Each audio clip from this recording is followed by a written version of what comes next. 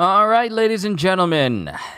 Had a little food after I talked with my dad. So, I am prepared for more Jujutsu Kaisen. Now, I gotta be honest. I have never... Well, actually, you know what? It's probably best if I say this so that you guys can see me as well. Yo, peoples! Kyushu92 here. And real quick, I didn't mention this during my...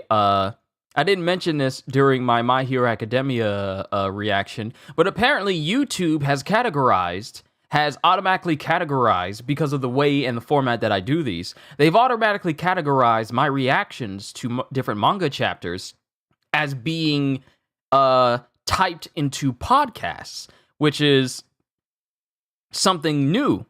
And so whenever I do these reactions, apparently the way that I set myself up to do these, because it can tell when I'm doing gaming streams versus live reactions. And so apparently YouTube sees that the content that I'm doing is pretty much podcast-like in the manners of which I do them. And I've always thought about doing podcasts one day, just like casually talking and then just having people on and then speaking to them. But apparently my reactions are seen as podcasts, and they have their own little moniker. I didn't set it. YouTube automatically did, but they said it as, is that a good or bad thing? I don't know, but it just automatically categorized them because of how I do things.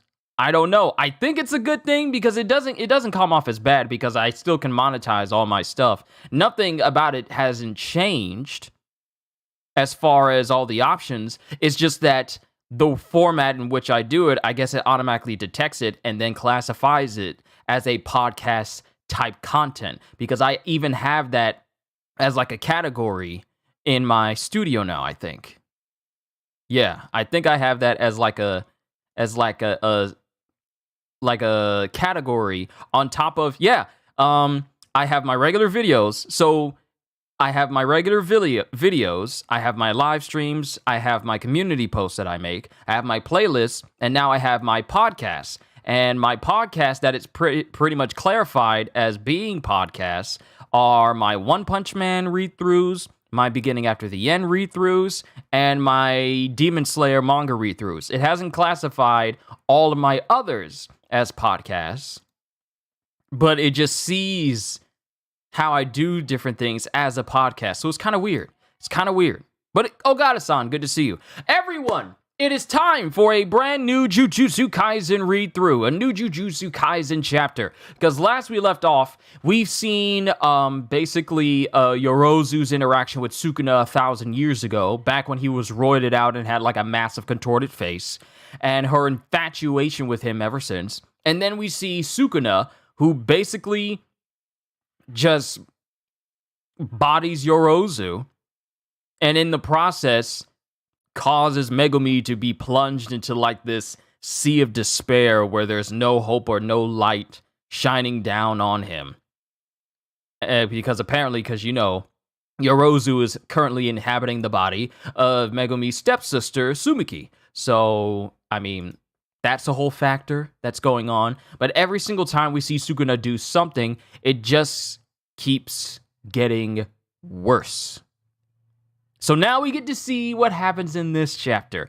Chapter 220, Self-Purification, Self-Restraint. We have finally stepped away from the bath chapters. The bath chapters are over now. Now we're at a brand new one, Self-Purification, Self-Restraint. And we see what looks... Is that the prison realm? I think that's the prison realm, because it's got multiple eyes all over it. I think that's the prison realm.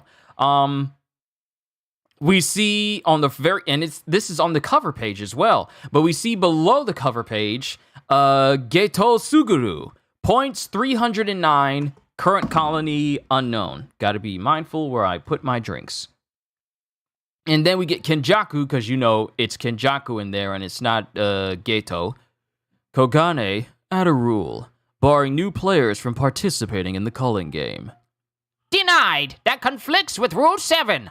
Don't say that. Denied. That conflicts with Rule 7. Because Gato is trying to keep new people from coming in. And potentially anyone that could disrupt his plans for what he has for everyone. So he tried to make a rule to make it so that no new people could come in. No new reinforcements for Yuji and the gang. No new people that could potentially throw a wrench in his plans for Tengen and humanity itself. But luckily, the Kogane are only abiding by the rules he set, which means that he can't even put his own rule that he wants in there. Japan has numerous pure barriers that raise the precision of Tengen's cursed spirit suppression and barrier techniques by assistant managers. I know his voice doesn't sound like this in the dub, but I'm fan-dubbing it, okay? 4 of them are pivotal. The central of the Imperial Palace. The tombs under Jujutsu High, which were once a candidate location for relocation of the capital. Yamakuni Mausoleum in Kyoto, and the colossal one here dividing Japan into east and west, at the holy mountain of Hida. The culling game consists of a bond barrier, and a bond barrier is basically an even better barrier than pure barriers. It has like a little footnote underneath this particular panel. The culling game consists of a bond barrier that was created based on this pure barrier by Tengen.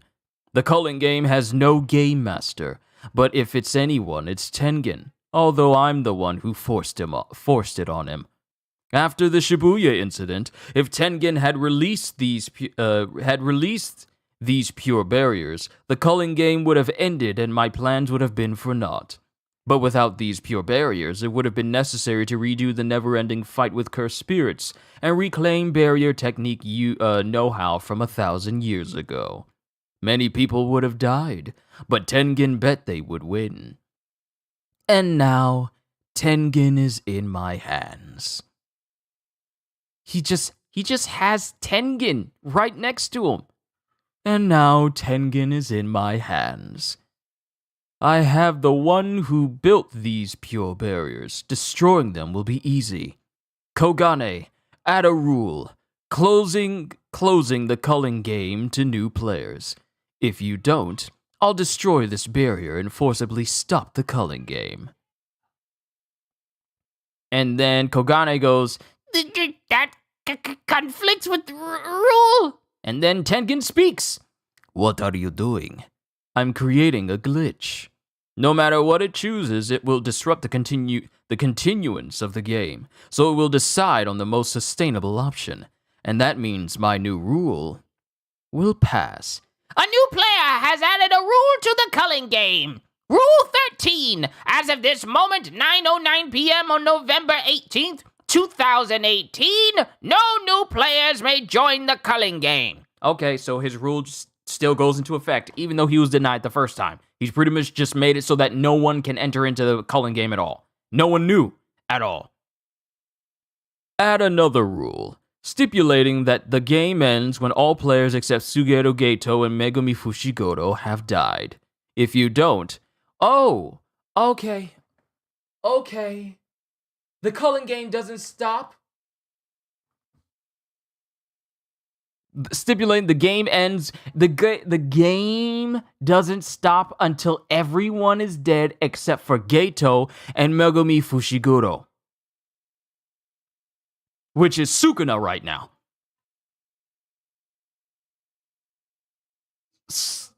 So this man is just adding rules that make it so that the culling game won't stop until everyone is dead except those two. What? Okay, I shouldn't even be surprised. Add another rule, stipulating that the game ends when all players except Suguro Gato and Megumi Fushiguro have died. If you don't, a player has added a rule to the culling game! Rule 14! The game will end upon the deaths. Why adopt such circumstitious means? If you want to end the culling game, why not simply remove this pure barrier? Because then... Why adopt such circuitous means? I said it wrong earlier. Why adopt such circuitous means? If you want to end the culling game, why not simply remove this pure barrier? Because then the barriers for ritual merger with you would disappear. What the heck is this? Okay, so Geto and Tengen are walking into this area, and there's just this...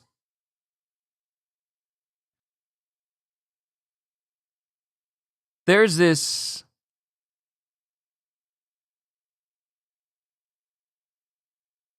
Wait a minute. The way the face is contorted on the side. They walk into this area. It's like this big cave area. Water's all over the place, stalactites all over. And they walk in front of this figure. This old, decrepit, possibly dead figure that looks eerily like Sukuna's body from 1,000 years ago. Because the area where the face is contorted is in the exact same face where Sukuna's face is contorted from 1,000 years ago when we saw him being youthful. This body, this corpse that's sitting here, is this Sukuna's real body. But as Geto and Tengen walk up to it, Kenjaku goes, "May I take this to Sukuna as a souvenir?" "Yes, it will not disturb the barrier." And then it cuts to Ui, the brother of Mei, as he goes, "Now Kenjaku can end the culling game by getting rid of all players except Sukuna." And then Maki's there with him. "That might be a condition for the merger. It's simpler this way, so there's no need to worry over complications while fighting. To win, we just need to defeat Kenjaku and Sukuna. You say that like it's easy. But it's like trying to kill Satoru Gojo." "Yes, and Gojo is gonna come back. Sorry, this is the best, sorry," and then someone is saying, "Sorry, this is the best my reverse curse technique could do. Normally, Oh, she's alive! Yo, Hana Kurusu! She's alive! Hana Kurusu! Hana Kurusu's alive! So we cut to the angel going, "Normally..." So this is her. "Sorry, this is the best my reverse curse technique could do." Oh no, wait, that's Shoko. Shoko is the one using her reverse curse technique to bring Hana Kurusu back. "Sorry, this is the best my reverse curse technique could do. Normally, we'd be dead already." And it shows back when Sukuna had basically thrown Hana completely off the building, and she falls straight through a roof and onto the ground. And then it turns out that the same dude that tried to lure Yuji to the building with the lawyer with the curse with the I forget the exact name of the technique. I just got this. I missed. I'm sorry about that, Dad. But I'm still drinking these. But the same dude that tried to lure Yuji. The same dude that tried to lure Yuji into the courtroom with that lawyer curse user, he's here, and apparently he's the one that helped stop Hana from dying. Amai stopped us with his curse technique, and while I can't be certain, I think it helped that Takaba was nearby. Because remember, Takaba is a curse user who has a curse technique that has power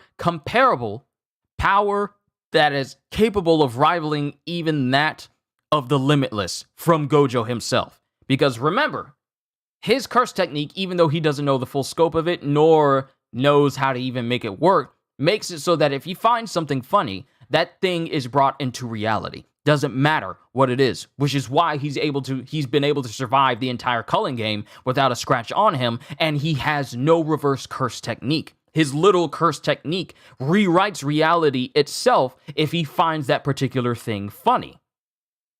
If he thinks it will be funny, it becomes. It just becomes.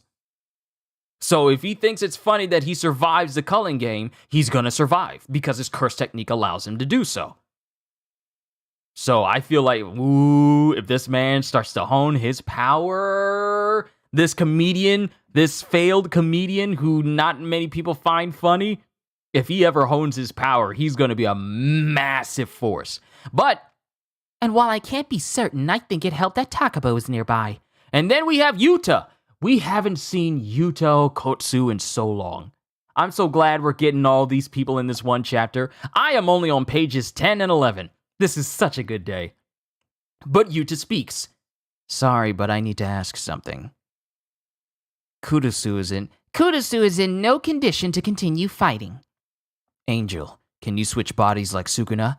Speaking from experience, it's not possible. Including me, many past sorcerers accepted Kenjaku's invitation because they didn't know how to become cursed objects after death. That's still true, but the disgraced one is different. After experiencing it once, he may have learned how to divide his soul as a cursed object. Then, yes, our work ends when we undo Satoru Gojo's seal. And then Hana speaks. But what about Megumi? What will become of him? And then Amai speaks. I used to hate myself, always groveling under stronger guys. It's like I was playing a rhythm game. I wait for the perfect timing and tell them exactly what they wanted to hear. I had trash talent like that. Later, those bullies kicked my butt because I ran away scared, leaving them to fight you. The culling game scared me too, and that's why I ingratiated myself with stronger players. I want it to change. I want it to go with you and fight alongside you. But I've got no guts. Or maybe what I don't have is pride. That's all. Anyway, I wanted to say I'm sorry. And because Amai is speaking to Yuji. I don't know much about you, but I know what you did, and that saved Kurusu. Thanks. We still have a chance. Wait! I heard what happened. Can you still fight? Sukuna isn't in you anymore. That doesn't matter. He never helped me anyway. Ieri said I'm now like a cursed object steeped in his cursed energy. What? So you mean to tell me that even though Sukuna is no longer in Yuji, Sukuna's been in Yuji long enough, especially with his increase in power, Yuji is basically like a walking Sukuna battery, simply because of all the power that still exists within him? From Sukuna resting in him? That's interesting! The residual power of Sukuna still resides within Yuji. The question is, can he use it?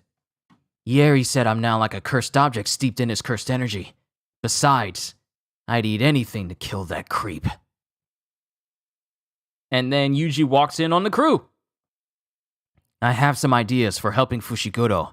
And then Yuta says, me too, but... And Maki says, either way, we need to render Sukuna unable to fight. And then we got Choso. So Choso's fine. Choso's fine. Yuji, take this. What is it?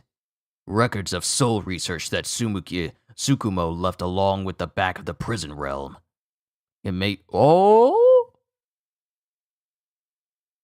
Records of soul research that Tsukumo left along with the back of the prison realm.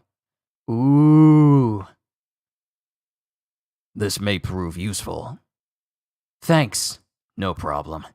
No, I mean about your brothers. That's okay too. They'll live on inside you. And then we cut to Ieri, who's just watching all this go down. And then Ieri, Shoko, remembers back when Gojo...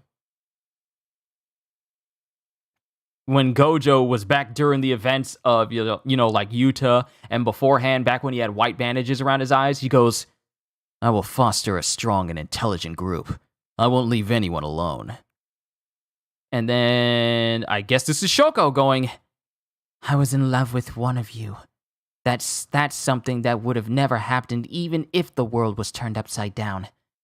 But you idiot. Who's alone? I was there all along. They're a bunch of monsters now, awaiting your return. Come back, Gojo. Yo. Okay, so... Wow, so Shoko had a thing for either Geto or Gojo. She doesn't say who. But seeing as how Geto is technically dead, because Kenjaku is inhabiting his body, I feel like she's, she got feelings for your boy Gojo. Your boy Gojo got the mojo. But that's the end of the chapter. Now we got everyone here. We got Yuji. We got Yuta. Here's the thing.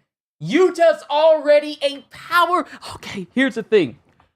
On the side of Yuji and his crew, we have some of the heaviest hitters. One is Maki, the second individual in the series to reach Heavenly Restriction, which means the ability to reach on the same level as Toji Zenin and operate with absolutely no cursed energy, but also be immune to domain expansions unless she chooses to enter them voluntarily. And also blessed with superhuman speed that surpasses that of even Naoya Zenin, an individual... Zenin. I know they call it Zenin in the dub. Do people call it Zenin? Zenin or Zenin? But Maki is powerful, like monstrously strong, able to adapt, even agile enough to dodge cursed spirits that can move at faster than sound speeds and still just nonchalantly bat them around. Then we have Yuta Okotsu, with Itadori having some of Sukuna's powers. Would that mean he can truly never die? I don't know, because here's the thing. We never thought about what would happen.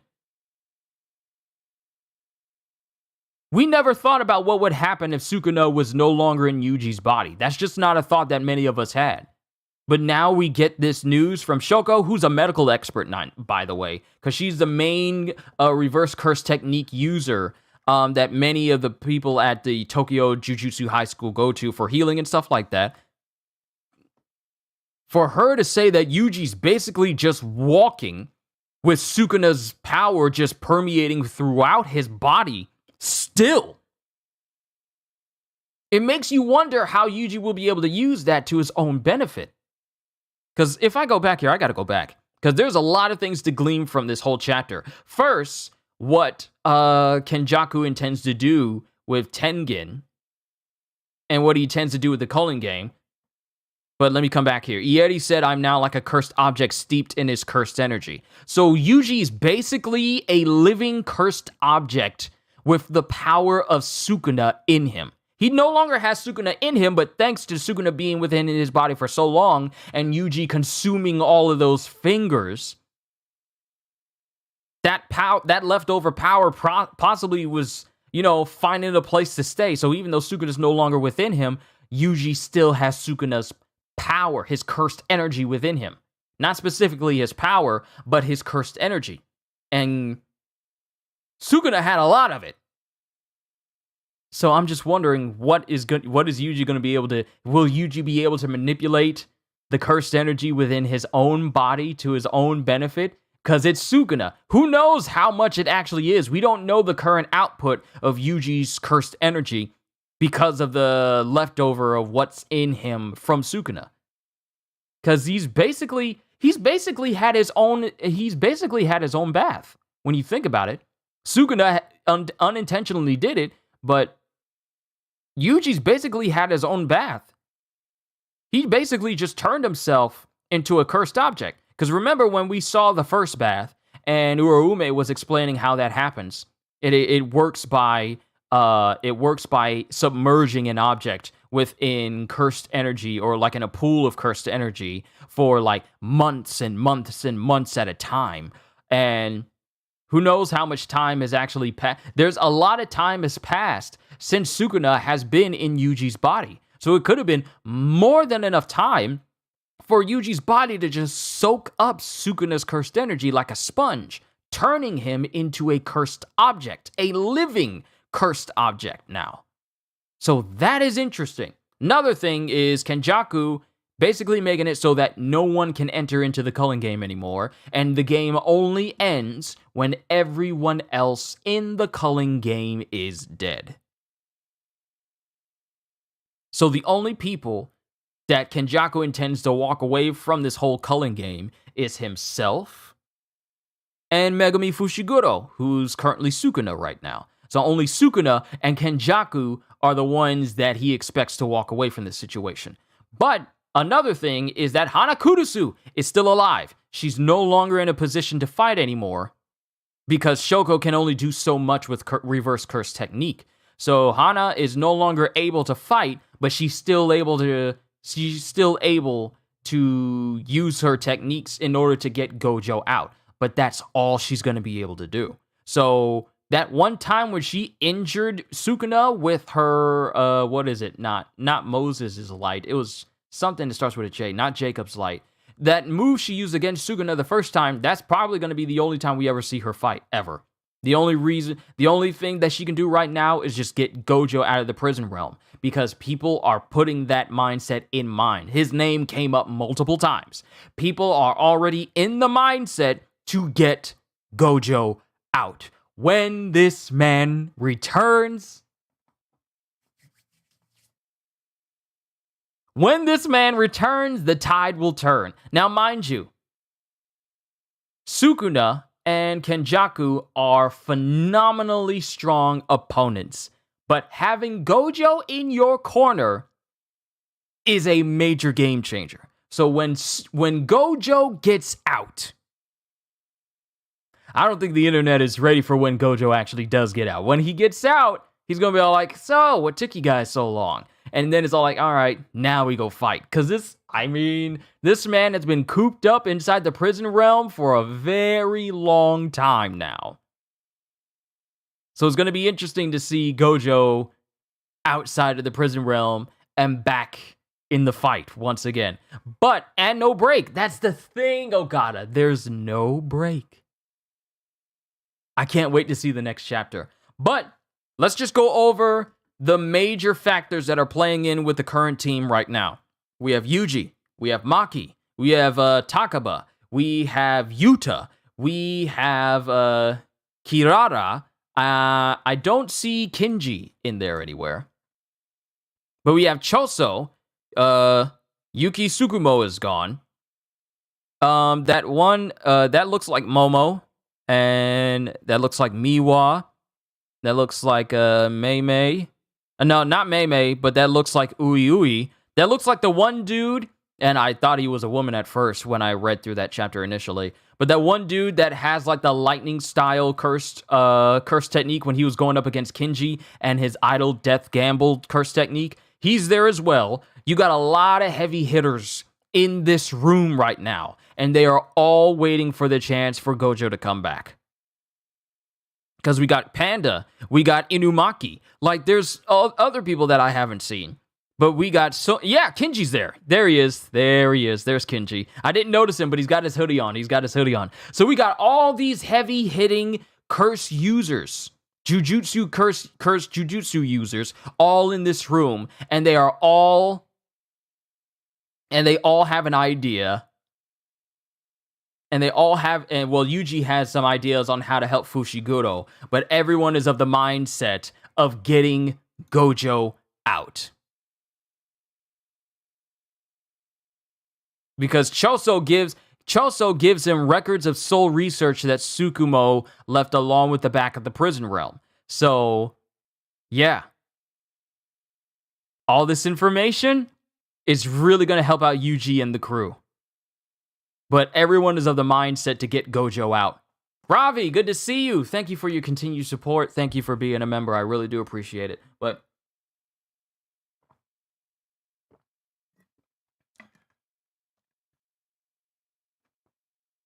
I never did get my straw for my Baja Blast.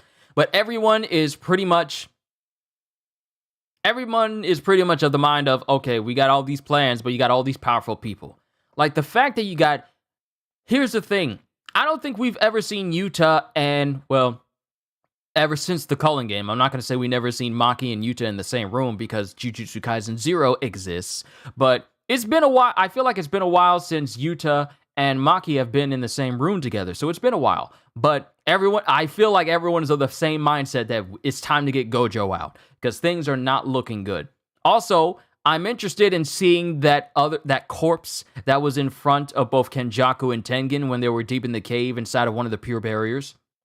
If that is indeed, in fact, the body of Sukuna, originally. If that is indeed, in fact, his body. Because if it shows his hands, like all 4 of his hands and all of his fingers are gone, then that's the body of Sukuna from 1,000 years ago. Because Kenjaku says, do you mind if can I bring this to Sukuna as a souvenir? I would not be surprised if that is, in fact, the body of Sukuna, just from the way that the face looks, like regular here, but contorted and messed up on the side. I feel like that's Sukuna's body. But we're going to have to wait and see! And see where the chapters of Jujutsu Kaisen go from here. Because for a while now, we've been seeing chapter after chapter after chapter after chapter of things just getting from bad to worse. If it isn't Sukuna bodying Hanakurusu and throwing her off a building, it's him bodying Yuji and throwing him across several buildings, which Yuji survived. So I'm like, what is Yuji? Because here's the thing, we still don't know what is Yuji and how he's able to do these superhuman things he's able to do, because he was already superhuman before he even ate a finger. He was already superhuman then. And then for him to still go after Sukuna, who's in Megumi's body, full force, using strength that we've never seen him use before, even after Sukuna separated himself from his body, I'm just like, what exactly is Yuji? This man is picking up cars and throwing them. Cars are heavy. For the average person, cars are very heavy. Every car is heavy. Even if you got like a little tuk-tuk, those things are heavy too. Cars in general are heavy, and he's just throwing whole cars across the way like they're nothing. So it makes me wonder what exactly is Yuji, and now Yuji is even more cursed object than person now. After Sukuna's gone. So many questions. We'll just have to see where the chapters go. I don't know about y'all, but I cannot wait to take a deep dive into the series once it ends, because I can't wait to see how it was at the beginning and how it ends. I'm going to have a big discussion about Jujutsu Kaisen. Just reached a milestone? Congratulations, Ravi! I don't know what it is, but congratulations. But I'm going to have a big discussion.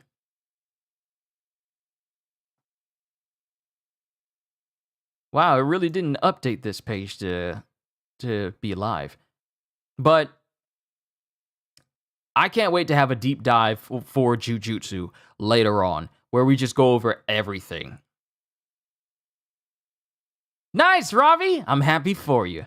Hopefully I'll be able to reach that same number one day. But to everyone here, all I can say at the end of the day is this was a really good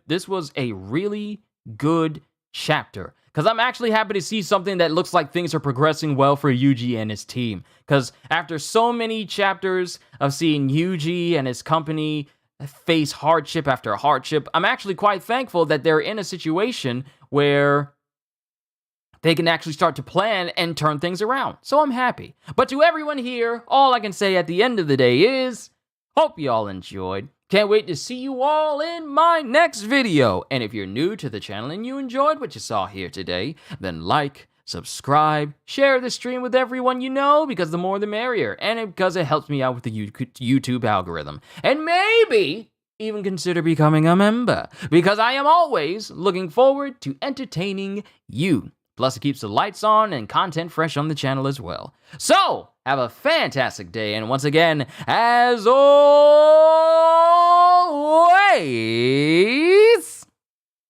later, peoples! Once again, Ravi, congratulations on 30,000! That's a milestone! Happy for you.